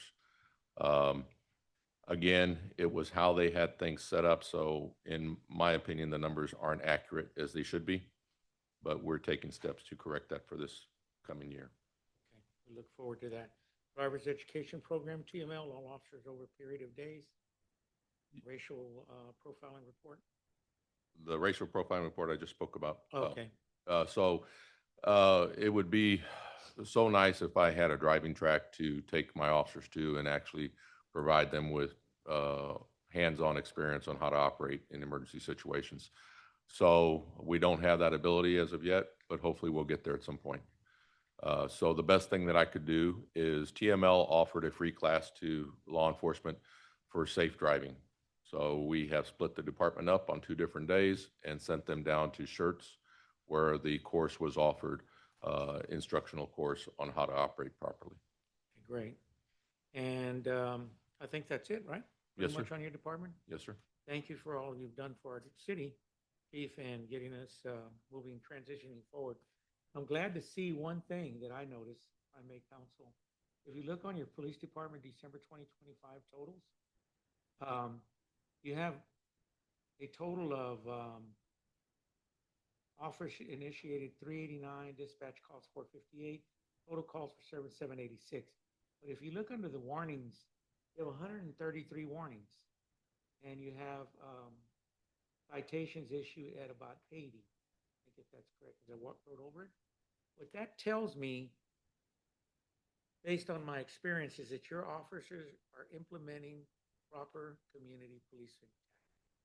It's not all about writing tickets, and it's not all about inciting people. Providing that particular community policing tactics that initiate contact with people that give them a good feeling about our department. That it's not just you're going to get a ticket. Look, we understand the situation, but we don't see it again. You know, come through again, say hello. You have the same infraction. Now we have a problem, which is, I think, a good practice to have, because we don't want to be known as a former Selma, all that. We want our officers to be respected. As it is right now, we've had to develop this rebranding, which we're initiating, and I think your department is doing an excellent job of it. Rome wasn't built in a day. We're started. We got the first foot forward. So I was happy to see that, because when I saw that, it indicates to me you are doing the community policing. Yes, sir. And restructuring the entire branding of our department by giving that perception to the public. Yes, sir. Great. Thank you. Great job to you Thank and the you. department and the officers. Thank you. Mr. Hernandez? I have a question for you, Chief. So looking at the total service calls and all the, items, Sergeant Red has the least amount. Is that because maybe he wasn't here or in that position for the whole year, or? So that is somewhat correct. Sergeant Red recently got promoted Okay. to a field supervisor, but also because he works at night and the call volume reduces at night. Gotcha. Okay. Yes, sir. Great. Any other questions from the On council? a more comical side, Yes?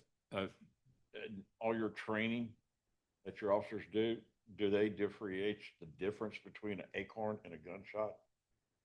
Well, I would hope so. I would hope so, sir. Great. Any other questions for the chief? Again, we got this racial profiling report full. It's great. So let's move on. Fire department. Chief Marroquin. Your Yes, sir. floor, sir, all the way. Yes, sir. We'll give So- you 5 minutes. No, I'm just kidding. All You right. take your time. Go I'll right take ahead. one. No. So I'm going to start off with this department report, because I don't know, I have Okay. 10 questions asked to me, but I don't know Yes, if sir. everybody's Go reading right it ahead. Flow correctly. however you like. So it says Balcony Heights Fire Department report, December 2025. I'm just going to go with the end of the year numbers. Okay, sir. So it's broken down in 3 different boxes. I have inspection type, incident type, and Acadian ambulance. I'll go with the inspection type. For the year, we ended up with All right. 64 certificate of occupancies. We do those every time a business opens in conjunction with the building inspection. We go out there and do a fire inspection as well. For plan reviews, those are as we get plans for sprinkler systems, fire alarms, or just buildings, we do a plan review primarily targeted towards the life safety aspects of those. Business inspections, those are for like our annual inspections we do for businesses. And then public education activities. We ended up with 238 different items in there, or Yes, sir. different activities. For the Acadian ambulance is one that I got asked questions about. So for the year, Acadian responded to 1,502 calls.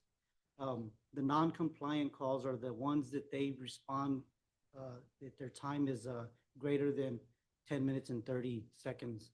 So for the year, they've had 67 patient transports. They transported 851 total. Their compliance percentage for the month, I didn't do the year, but for the month was 91.95%. So they got a A in that. Their average response time is 7 minutes and I think it's 7 minutes and 19 seconds. And for the fire, for our department, we responded to 77 fire calls. 29 mutual aid calls, which we respond with agencies that we have an interlocal agreement with, which is Castle Hills and Leon Valley. We responded to 1,003 EMS calls. And the difference between the numbers with Acadian is that some of them are, we arrive on scene and Acadian just has patient care and they relieve us. Hazardous calls, we responded to 30, which is like people calling for odors of gas or fuel spills, some things like that. Assist public, those are primarily going to be our lift assists when people fall in their house and they don't necessarily need an ambulance, they just need to be helped up. Respond to those. False alarms, there were 34. Motor vehicle collisions, 71, with the total number of calls for the end of the year at 1,309. So, I mean, it's there. If anybody ever has any questions, just feel free to ask. Any questions for Chief Marroquin? Councilman Sellers? On your inspection type, how much revenue does that generate? It doesn't generate any revenue. You don't charge for We don't- annual We inspection? don't charge for that. And I've looked into other municipalities. I know Windcrest has a program. They just were able to start doing that where they charge. And so I've done some research on that, so I need to present. I think I- that's I- something. can we I add a look really quick- into. Yes, go ahead. Nick. So with certificate of occupancies, it's 150 per certificate of occupancy, right? Your building, your health, and your fire inspection, that's all kind of grouped into that 150 cost. If there is a disapproved inspection, then we charge for that reinspection fee. So it's 115 for building, 115 for fire, and 115 for health. So each individual reinspection is going to be charged. So we are charging for any of those fire inspections. It's kind of looped into the price of the building permits. Perhaps on the next update, we could list the yearly revenue that we generate from that. I'd like to know how much money that is For inspections? for everything there. Okay. And if you want to, and he said that some of the other cities are starting to generate some revenue for that too. Maybe we could adopt that and get a little more revenue out of that. Yes, sir. I've looked into a few of the municipalities. I know Windcrest does it. Right. And I think one of the other ESDs does it based off of an ordinance that was signed. Well, by the that county. seems right. If you have to do an inspection, a yearly inspection, a minimal fee Yes. is justified, I think. That's all. Thank you. Okay. All right, so I'll move on. Okay, great. On Go ahead, the, Chief. on the 21st, we had a emergency management scenario exercise with Bear County Office of Emergency Management and pretty much all of the staff. And so it was all hands and everybody had tasks to do and we all worked together and I think they turned out pretty good for our first one. And it's a good launching pad for us to move forward and build on that and create other scenarios and challenges for the staff and so they can see all the different roles and actions that need to be taken in the event of unfortunate scenario that may come. I had a few members receive state certifications for various things. One of them was I had two personnel get their driver operator certification. I know on here it says can drive the fire engine. It's a little bit more than that. Yes, they can drive it, but it's also about knowing how to position the apparatus at a highway incident, during a fire, at a house fire, how to position that, being able to hook up to a hydrant, understanding fire loss, fire friction loss in fire hoses, and be able to adjust pump pressure and troubleshoot fire engine and the pump if something was to happen. So it's a little bit more than that, and that's a state certification. I also had another individual get his fire inspector certification. That's another state certification. He's able to do a business inspection, certificate of occupancy inspections, examine plans. So I got another fire inspector there. And I had an individual complete his state certification for fire investigator. And that's kind of determining fire calls origins. It's a non-law enforcement, more just hey, the fire came here, and then if it looks suspicious, then it moves up to the county and we'll advise them. We do have a arson investigator on board. So like I said, we can either go to county or go to him, but if it's something that's kind of really loss of life type, we'll have another agency come in, take care of that for us. We're still working on getting our CPR instructors lined up. We've been in contact with a couple of different agencies to be able to come out and teach us that. So that's still in the making there. We have our annual fire cancer screenings for March. Every firefighter has to get a cancer screen mandated by the state because of all the carcinogens that are in the atmosphere at the fire. Signed a grant agreement with the Leary Firefighters Foundation. We were awarded $11,000 for a set of new cutters. So that's, we're just waiting for the tool to come in place. And then next weekend, or this coming up weekend, the 31st and the 1st, we'll be doing our live fire, live burn training at the SAC Regional Fire Academy. It's full-on fires inside a structure in a controlled environment. We have a few of our interlocal agreement agencies, Castle Hills, Leon Valley, Hollywood Park, and Chavano Park will be in attendance and can run through scenarios together, train together, respond together. So that also helps us out with our ISO ratings because we're required to have a certain amount of hours. So that'll be this weekend. So it's going to be cold, nice time to be fighting fire. The crews have been cleaning the station. There's a lot of old files, just like there was here. We've been having to vet through box after box, just making sure separating personal information and stuff that just old receipts from 1980s. I mean, there's all kinds of stuff that we're finding in there. So guys are going through all the boxes and get that recorded for our shred day. And one last thing that I'd like to add was that the guys got trained, the three certifications, the Leary Foundation, and the live burns are all paid for by grants. And then I applied for a grant for annual cancer screening, so I still haven't heard back from that. But all the other grants have been awarded to us, so it's just a matter of us receiving them. Good, excellent work. Yep. Well, Chief, I have to come in, I have a quote. and compliment you on all your fire department personnel. Thank you for stepping up your performance and engaging with general public events with your team. We really appreciate the positiveness, collaboration with the police department on this live scenarios that I wanted to take place because I felt it was very important for our community in case something happens in the times that we're living now. I mentioned it changes so quickly. We never know what could happen in our community. We could have a terroristic attack, biological agents in the city. What will we do? This way we're going to be prepared. And I saw everyone working together. It was the greatest feeling in the world to see that. I saw all of our staff working in workplaces and at tables and collaborating, coming up with ideas, solving the problems, everything from our community engagement to the fire department to our administrative staff. And it was a great feeling to see that because that means the city is moving forward.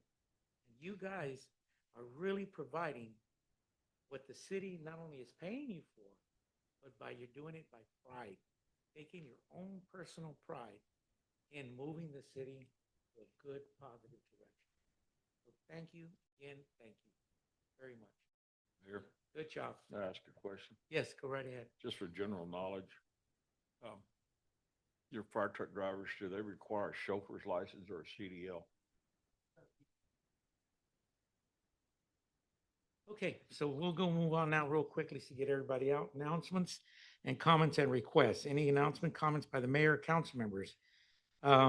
Do we have any by the council members that would like to discuss anything before I quickly go on mine? Yes, I do. Go right ahead. Perhaps for Roy there. I noticed, got 127 pages, okay? A lot of topics tonight. But I noticed that they were not organized as we spoke for each topic. So I had to dig through all the papers to find out what topic, and so I was asking if you could organize those next time, especially when you have 127 pages. You could organize those as to the number that we're on the agenda that we're presenting. Because this is a lot. That's really my job. Uh, So, and Maria and I had a sidebar we're going to think through it so you have a better time. It sure would help me, to be more prepared Sure. to ask the appropriate questions. It's fair. Thank Thank you. Thank you, Mr. Sellers. Anybody else would like to say anything? Councilman Hernandez, go right ahead. I have a question for Maria. Have we received the funds for the Senior Citizen Center? I want to bring you up to date on that. Okay. Okay. If you don't mind, I'll bring you up to date. So let me cover a couple of things. Councilman, yes, please, Ms. Weaver, forgive me. Okay, first, for the fire department, are you gonna offer those CPR classes to the public, to us, to the Balcony Heights residents? Eventually, that's the plan. It's a plan? Yes. Because I've had mine for years, but I haven't been recertified, so I would love to get that done. And then for the officer, is there any way that we're gonna have that Citizens on Patrol going on, or has it continued? So, I didn't know there was any interest in that from the community, but if there is, There was at one time, but I don't know, I think it dwindled for whatever reason. And I guess, well, there was a lot of things going on when we took over. So Right. maybe they just, overlooked it, but I think that some of the residents would be interested in it. Not necessarily a lot, but, say a couple, 3, 4, to where it would still help. And then we could get our sign saying, neighborhood on patrol. So And that you- would help out. so do you believe that the residents will want to have block captains and so forth? Maybe not a block captain, but maybe 2 block captains. I mean, a captain for more than 1 block. I don't Okay. know. It's been so long since we had a meeting regarding that. I just don't know where it stands right now. Because when we had the meeting, there were several people here. I guess I could count 20. Okay, that were interested. And so, but I haven't heard anything since then. So I'm a firm believer in Citizen on Patrol. Good. Because it is extra eyes for the police department. As you notice, our resources are limited as far as manpower goes. So the more people that I have out there helping me to be able to identify criminal activity, the better it is, right? Well, if you let us know, or let them know that you're willing to help them start out and take care of their neighbors. Because a lot of our neighbors, my neighbor just called me tonight. You've got a cat under my door, under my house. I went, that's not my cat. It's a stray cat. But I'm supposed to, because I'm the cat lady, I'm supposed to go in there and call the kitty and make sure that the kitty's okay. But I haven't found the kitty yet. So Oh, I have to figure out where the meowie is coming from. oh, no. Yeah. But what I would ask is maybe the assistance of Roy, maybe you could put something out, social media, see what kind of interest we have from the Okay. community, to see if there are those individuals that want to participate, and then we can collaborate and try to develop a program. But of course, that means I have to find the manpower to be able to run it. We did this successfully at the police department at SAPD. We have a huge Citizen on Patrol community, and I know, I was on that committee a long time ago. and it's a very, very nice collective environment from the citizens, and their participation is always warranted and welcome. But we have to be able to understand that there is an interest for one. For one, yes. We have to design the program, see how we're going to implement it, and then find the manpower to be able to go forward with it. And then it's not free because there is things that we have to be able to invest in. Anything that we do as a police department, as an agency, or even as a city, you have to put money into it. You have to be able to identify what resources you need to make it successful. Because if you don't, and you start something up and you don't have the implementation, Or you don't have the people. or you don't have the people, then you lose that interest. Right. And they look at it as, well, it was an action that really didn't take off.